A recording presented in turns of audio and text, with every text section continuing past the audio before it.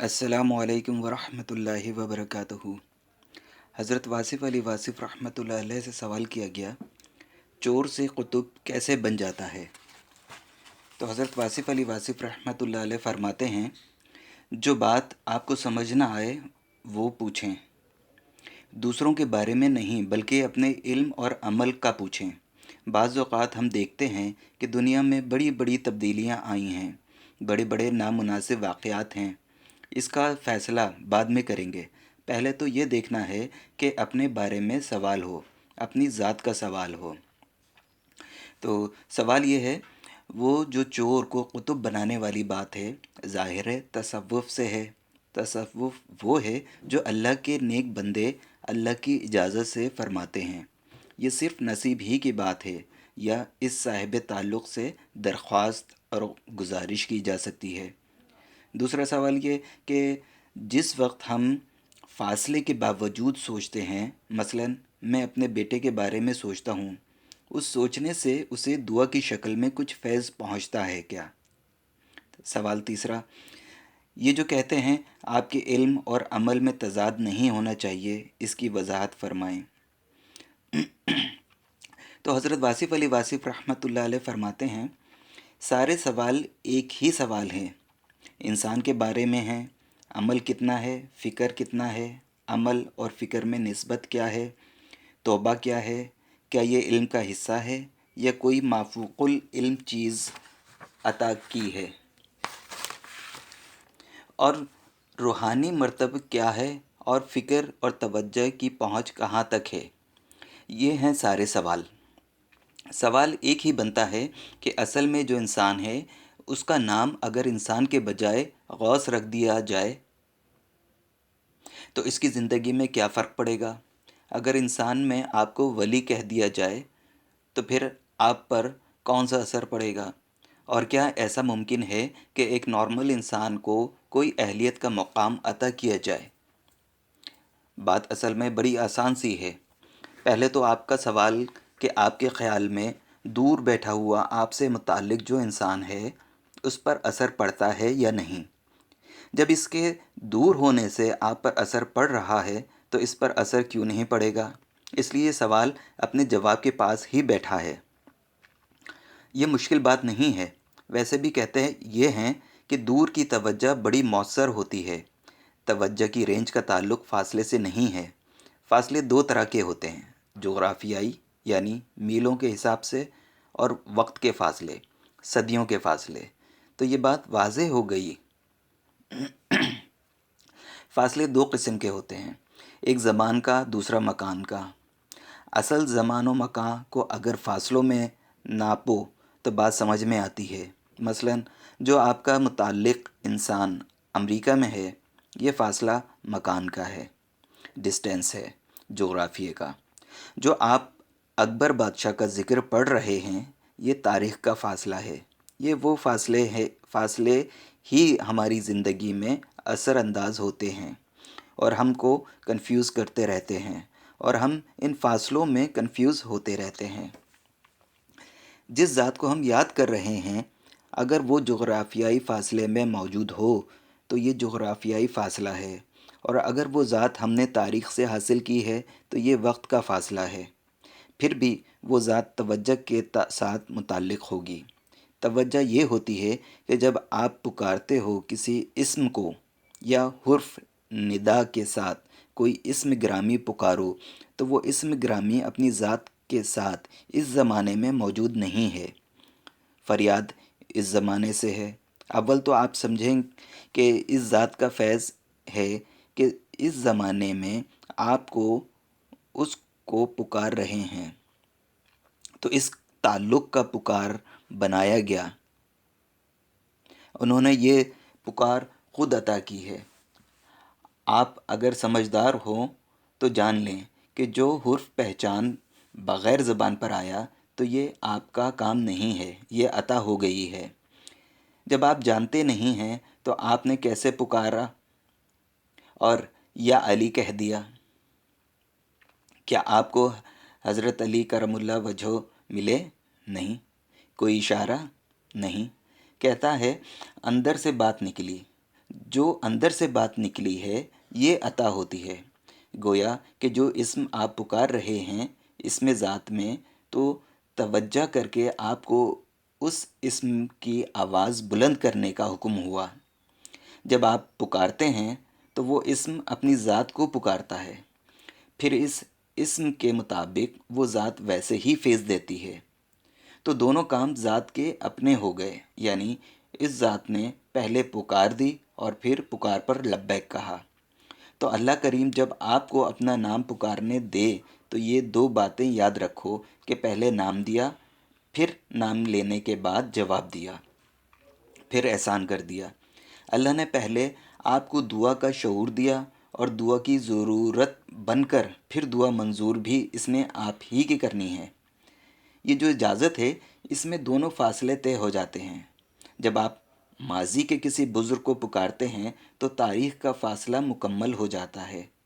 درمیان میں صدیوں کا فاصلہ ہو سکتا ہے، لیکن آپ کے پاس وہ فریاد ایسی ہے جیسے آپ کسی زندہ انسان کو پکار رہے ہو کہ جہاں پناہ بادشاہ سلامت آپ ذات کو پکارتے ہو، حالانکہ درمیان میں فاصلہ جغرافیہ کا بھی ہے، تاریخ کا بھی ہے۔ تو میں کہہ رہا تھا کہ توجہ حاصل کرنا یا توجہ دینا اس کا تعلق صرف تعلق کے ساتھ ہے۔ جو ذات آپ سے متعلق ہے وہ چاہے تاریخ کے فاصلے میں ہو، چاہے جغرافیہ کے فاصلے میں ہو، وہ آپ سے متعلق رہے گی۔ اس لیے آپ اپنی پکار کو ضرور دیکھا کریں کہ یہ تاریخ کے فاصلے طے کر رہی ہے۔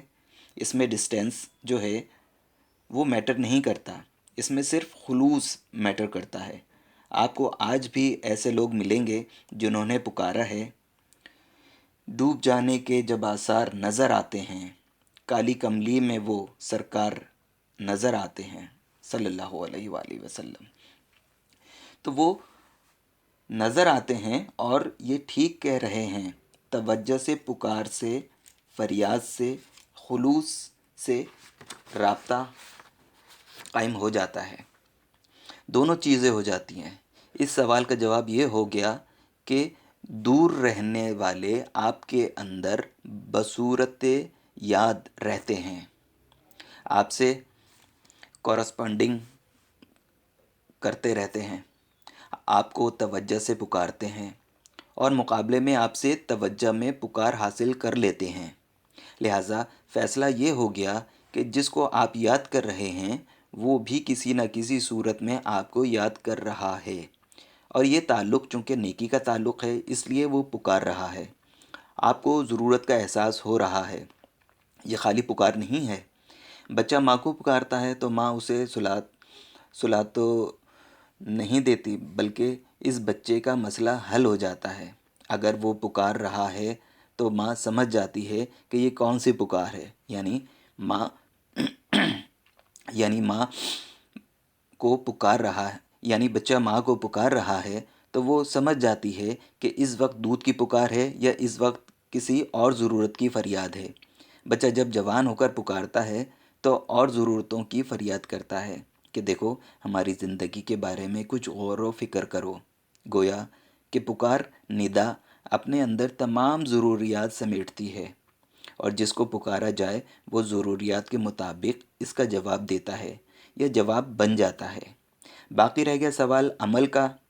عمل اگر عمل کے ساتھ کورسپونڈنٹ نہ ہو، علم ہر چند کے علم سے متعلق ہو، وہ علم ویسا نہیں ہوگا۔ اس کا مطلب یہ ہے کہ اگر سچی بات کر دی جائے تو ہر آدمی صاحب تاثیر نہیں بن جاتا۔ جھوٹا آدمی بھی وہی کہے گا، زیادہ جھوٹ نہیں بولے گا کہ یہ واقعات ہیں، یہ تاریخ ہے، یہ جغرافیہ ہے۔ قرآن کریم کی شرح غلط نہیں کرے گا، ٹھیک ہی کرے گا، مگر اس کا باطن شاید اتنی صداقت میں نہ ہو، وہ صاحب تاثیر نہیں بنتا، اگرچہ یہ کلام تاثیر والا ہے۔ اس کا مطلب یہ ہوا کہ قرآن کریم کی اس علم کے لیے ایک عمل درکار ہے۔ جس ذات صلی اللہ علیہ وآلہ وسلم پر قرآن نازل ہوا وہ ذات کتاب سے کم مقدس نہیں ہے۔ اس ذات کا عمل بھی کلام مجید کی ایک آیات ہی سمجھو۔ اب یہ جو قرآن آپ بول رہے ہیں یا پڑھ رہے ہیں، اس قرآن کا ایک کورسپونڈنٹ عمل ہے جو اس کے علم کے ساتھ ہے۔ اگر وہ عمل آپ کی نگاہوں سے اوجھل ہو تو پھر یہ عین ممکن ہے کہ ہدایت بھی آپ کے لیے گمراہی کا سامان ہو۔ آپ صرف ایسا علم بیان کر رہے ہیں جس کا آپ نے عمل نہیں دیکھا۔ معاف کر دینا ایک علم ہے۔ علم کیا ہے؟ سب کو معاف کر دینا، درگزر کر دینا۔ اس علم کا عمل انہوں نے جب معاف کیا تو برملا کہا کہ ہم درگزر کر رہے ہیں، معاف کر رہے ہیں، اور وہ جو حق بنتا تھا اس کو بھی معاف کر رہے ہیں۔ مقابلے میں جنگ کرنے والوں کو معاف کر رہے ہیں کہ آج تمہارے ساتھ کیا سلوک کیا جائے گا تم جانتے ہو؟ ہمیں علم نہیں ہے کہ آپ ہمارے ساتھ کیا سلوک کریں گے۔ میں تمہارے ساتھ وہی سلوک کروں گا جو میرے بھائی یوسف علیہ السلام نے مجھ سے پہلے کیا۔ آج کے دن تمہیں کوئی گرفت نہیں ہے۔ میں یہ سلوک کروں گا کہ میں نے تمہیں معاف کر دیا۔ وہ جو سلوک ہے سزا کے وقت معاف کرنے کا، تو وہ کر کے دکھایا کہ یوں معاف کیا جاتا ہے۔ اب جب تک یہ عمل آپ کی نگاہ میں نہ ہو، معاف کرنے کا علم آپ کو سمجھ نہیں آ سکتا۔ معاف کیسے کیا کرتے ہیں؟ آپ کہیں گے کہ اس کو کیسے معاف کرتے ہیں؟ وہ تو میرے مقابلے میں کھڑا تھا، مقابلے میں جتنے کھڑے تھے انہوں نے سب کو معاف کیا۔ بلکہ مقابلے والے کو پہچاننا ہے کہ یہ جو دشمن ہے صلاحیت والا ہے دعا کی، اسے مسلمان کر دیا جائے، یا یہ آدمی جو ہے خلاف اسلام ہے، اسے سیف اسلام بنانا ہے، سیف اللہ بنانا ہے۔ اب وہ جو خلاف اسلام ہے بہت جوہر والا ہے، جوہر آبدار ہے، اس کو سیف الاسلام بنانا ہے۔ گویا کہ مخالف کے اندر یا مخالفت کے اندر جو جینین نظر آیا، اسلام میں لانے کی کوشش کی۔ معاف اتنا کیا کہ محبت کی اس سے کہ وہ آدمی جو دشمن ہونا چاہیے وہ آدمی تو دوست ہونے کے قابل ہے۔ آپ صلی اللہ علیہ وآلہ وسلم کا حکم ہے کہ غلاموں کو درگزر کرو۔ آپ صلی اللہ علیہ وآلہ وسلم سے پوچھا گیا کہ دن میں ایک غلام کی غلطی کتنی بار معاف کریں؟ آپ صلی اللہ علیہ وآلہ وسلم نے فرمایا 70 بار، تو ضرور معاف کرو۔ اس حد تک شفقت و شفیق معاف کرنے کا حکم دیا ہے، معاف کر کے دکھایا گیا ہے۔ جس چیز کا حکم کیا وہ کر کے دکھایا، یعنی کہ علم کا شاہد عمل دکھایا گیا۔ اگر آپ کے علم کا شاہد عمل نہ ہو تو وہ علم آپ کے لیے حجاب اکبر ہے۔ وہ علم بڑا حجاب ہے جس نے اپنا عمل نہ دیکھا۔ ایک اور جگہ ارشاد ہے، ایسے علم سے پناہ مانگتے ہیں جو نفع نہ دے۔ نفع سے کیا مراد ہے؟ جو عمل میں نہ آئے تو خالی علم، عمل کے بغیر آپ کا فیصلہ کر لو۔ وہ علم جس کا عمل نہیں دیکھا، ایسے صاحب علم کا وہ علم حجاب ہے۔ ایک اور جگہ کہا گیا کہ ایسا علم جاہل گدھے پر کتابوں کا بوجھ ہے۔ گدھا جاہل رہنا چاہیے، اس پر کتابوں کا بوجھ ہے جو اس کے عمل میں نہیں آتا۔ اس لیے علم کو عمل بنانے کے لیے جو علم آپ نے ایکوائر کیا، اس آدمی کے پاس علم کو عمل بنانے کے ساتھ وابستگی عمل موجود ہے۔ ہر نصیحت کا ایک عمل موجود ہے، ہر علم کا عمل موجود ہے۔ کتاب العلم جو کتاب اللہ ہے، اس کا علم جو ہے وہ حضور پاک صلی اللہ علیہ وآلہ وسلم کی ذات گرامی ہے۔ پہلے وہاں سے عمل ایکوائر کرو، پھر کلام اللہ سے علم لو۔ جب تک علم عمل کے تابع نہ ہو، علم علم نہیں رہتا۔ وہ علم ویسے نہیں رہتا جیسے نظر آ رہا ہے۔ اس لیے یہ کہا گیا کہ علم علم نہیں رہتا جب تک کہ عمل کے تابع نہ ہو۔ علم جو آپ کے ریئیکشن کی بولی ہے، یہ تو آپ ہر روز دیکھتے رہتے ہو کہ کسی نے ڈائلاگ بولا ہے تو کسی کو وہ ڈائلاگ تاثیر دیتا ہے، کسی کو نہیں دیتا۔ جس نے تاثیر کے ساتھ بولا وہ تاثیر میں آ گئے، دل سے بولا تو دل تک بات آ گئی۔ اس بات کے ساتھ ایک عمل موجود ہے، اس لیے جھوٹا آدمی اگر سچ بھی بولے تو وہ سچ بے اثر ہو جائے گا۔ میں نے پہلے بتایا ہے کہ منافق اگر گواہی بھی دے دے، کلمہ بھی پڑھ لے، اس کلمے کے بارے میں اللہ کریم گواہی دیتا ہے کہ یہ کلمہ بھی جھوٹا پڑھ رہا ہے۔ لہٰذا عمل کے تابع ہو تو پھر وہ علم حاصل ہوتا ہے جو منافعت بخش ہے۔ پھر وہ آپ کو نقصہ بتا دیتے ہیں کہ یہاں یوں کرنا ہے، عمل جو ہے مشاہدے میں دکھایا جاتا ہے کہ یہاں یہ کرنا ہے۔ ہر وقت ہر زمانے میں بہت سارے لوگ اللہ کے دین میں آئے جنہوں نے عمل دکھایا، اپنا عمل کر کے دکھایا۔ آج کل مشکل ہے کہ جتنے بھی دین کے احکامات ہیں وہ کوئی عمل میں دکھائے۔ ایسے بھی ہزار ہا لوگ ملیں گے کہ انہوں نے کہا کہ دیکھو یہ ولی کہاں ہیں، مدت گزر گئی، کوئی کرامت نظر نہیں آئی، جبکہ میں تو آیا تھا کرامت دیکھنے کے لیے۔ بولے کیا کوئی بات خلاف شرع دیکھی ہے؟ بولا نہیں۔ فرمایا اتنی ہی کرامت ہے میری۔ ہر آدمی نے یہ بات دکھائی، سمجھائی، اپنے علم کو اپنے عمل تک رکھا، اپنے عمل کو اپنے علم تک پہنچایا۔ علم زیادہ مل گیا تو اپنا عمل بھی زیادہ کیا کہ اس کو کیسے کرنا ہے اور اس کو کیسے کرنا ہے، اور یہ سب قرآن کریم کے مطابق کیا۔ قرآن میں آدھے سے زیادہ تو ارشادات ہی ہیں، کچھ بیانات ہیں پچھلی امتوں کے، آپ کی اطلاع کے لیے کہ اس امت نے یہاں عمل کی غلطی کی، یہاں سزا اس کو آ لیا، یہاں یہ غلطی کی، کہنا نہیں مانا، یہاں یہ سزا آ گئی۔ پھر اللہ کریم کے ارشادات ہیں کہ ایسا کرو، ایسا نہ ہونا چاہیے، تم اس کو یوں کر لو۔ اللہ تعالیٰ نے جو احکامات فرمائے ہیں ان احکامات کو آپ اگر عمل میں دیکھو تو پھر آپ کو سمجھ آئے گی، یعنی کہ اس حکم کی افادیت کیا ہے اور کیا یہ حکم عمل میں آ سکتا ہے یا نہیں آ سکتا۔ لوگوں میں یہ بڑا سوال ہے کہ اتنی بڑی مصروف زندگی میں 5 نمازیں کس طرح ہو سکتی ہیں؟ سائنس کا زمانہ ہے، ترقی کا دور ہے، ہر وقت نمازیں ہی نمازیں ہیں۔ آپ کو اسی سائنس کے دور میں بے شمار لوگ مل جائیں گے جو 5 وقت کی مکمل نماز ادا کرتے ہیں۔ بے شمار مساجد مل جائیں گی جن میں آج بھی 5 وقت اذان اور نماز ہو رہی ہے۔ جہاں آپ کو نہ ہونے کی تاکید کی جاتی ہے وہاں آپ کو ہونے والے لوگ مل جائیں گے۔ اگر آپ نے عمل جاری رکھنا ہے تو اس عمل سے آپ کو منافعت مل جائے گی۔ اس کا مطلب یہ ہے کہ اسلام جو ہے علم بعد میں ہے اور عمل پہلے ہے۔ اگر ہم کہیں کہ اے اللہ ہم تجھی سے مدد مانگتے ہیں اور ادھر کوئی اور سلسلہ شروع کر دیں، اللہ سے کوئی اور بات کریں، دنیا سے کوئی اور بات کریں، اس طرح ہمارے اندر علم اور عمل کا تضاد پیدا ہو جائے گا۔ علم اور عمل کے درمیان فاصلہ کم کرنا ہی ولایت ہے، یا یہی شریعت ہے، یہی ولایت ہے کہ اپنے علم کو ولنگلی عمل کے تابع کرنا۔ جتنا تم دل سے عمل کو عمل کے تابع کرو گے اتنے ہی تم درویش ہوتے جاؤ گے۔ شریعت کیا ہے؟ عمل ہے، حکم ہے، صرف علم نہیں ہے۔ حکم ہے کہ بڑھے چلو۔ درویش آیا تو اس نے کہا کہ اگر یہ حکم ہے تو یہی میری خوشی ہے۔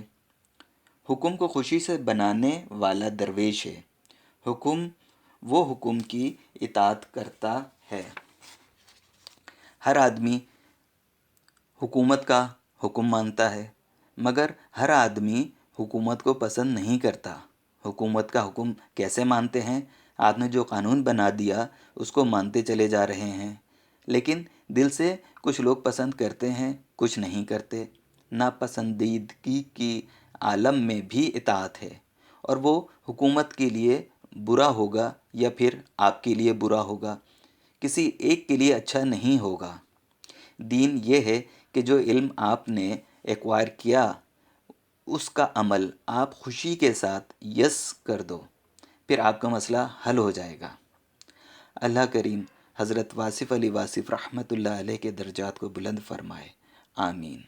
السلام علیکم ورحمۃ اللہ وبرکاتہ۔